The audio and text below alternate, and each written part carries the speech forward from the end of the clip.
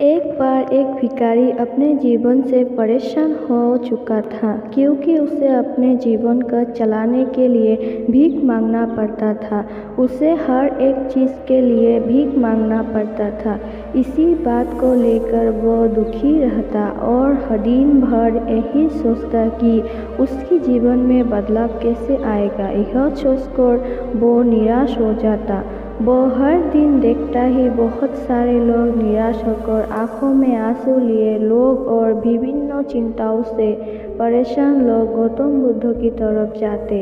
वो भिखारी यह नहीं समझ पा रहा था कि गौतम बुद्ध उनके साथ ऐसा क्या करते थे कि वे बेहद खुश हो जाते थे। वापस लौटते हुए लोगों के हाथों में ना तो ढेर सारे पैसे होते थे, ना ही सोने चांदी। तो फिर ऐसा क्या होता था कि लोग बुद्ध के पास से लौटते वक्त इतना खुश होते थे।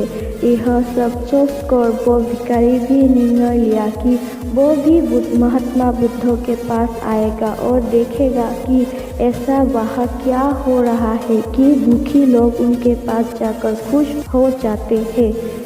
वो बुद्ध से मिलने के लिए उनके पास चल पड़ा। जहाँ बुद्ध मौजूद थे वहाँ बहुत लंबी कतार लगी हुई थी, तो वो भिखारी भी कतार में लग गया।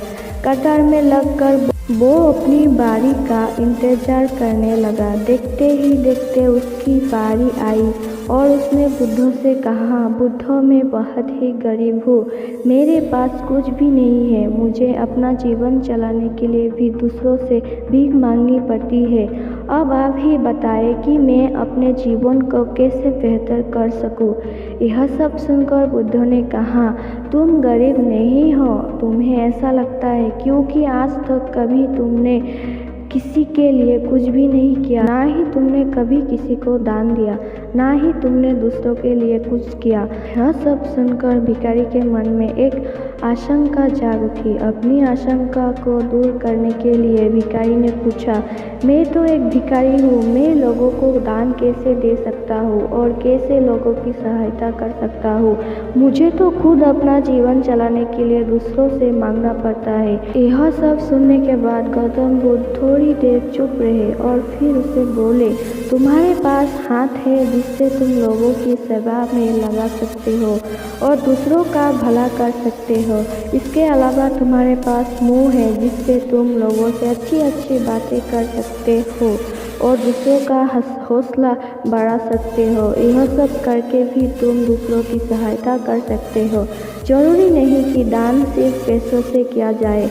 हम चाहे तो हम शिक्षा का भी दान कर सकते हैं, चाहे तो अन्न का भी दान कर सकते हैं। ऊपर वाले ने अगर किसी को पूर्ण तो अच्छा शरीर दिया है तो वो गरीब नहीं है, वह बस दिमाग से गरीब है। उसे इस विचार से हटकर दूसरों की सेवा में लगना चाहिए। बुद्ध की यह सब बातें सुन लेने के बाद वो भिखारी बहुत ही ज़्यादा खुश हो गया और उसका मन अब संतुष्ट था।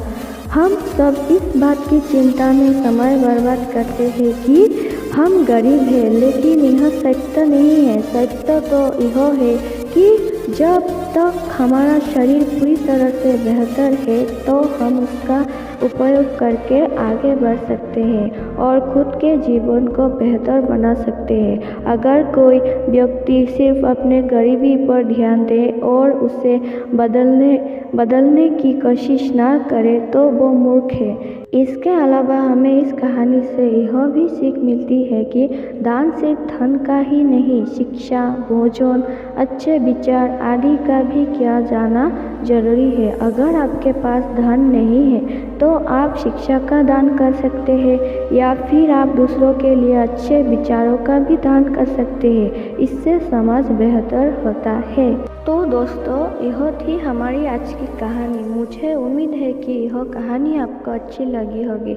आपका क्या कहना है इस कहानी के बारे में कमेंट करके हमें ज़रूर बताएं।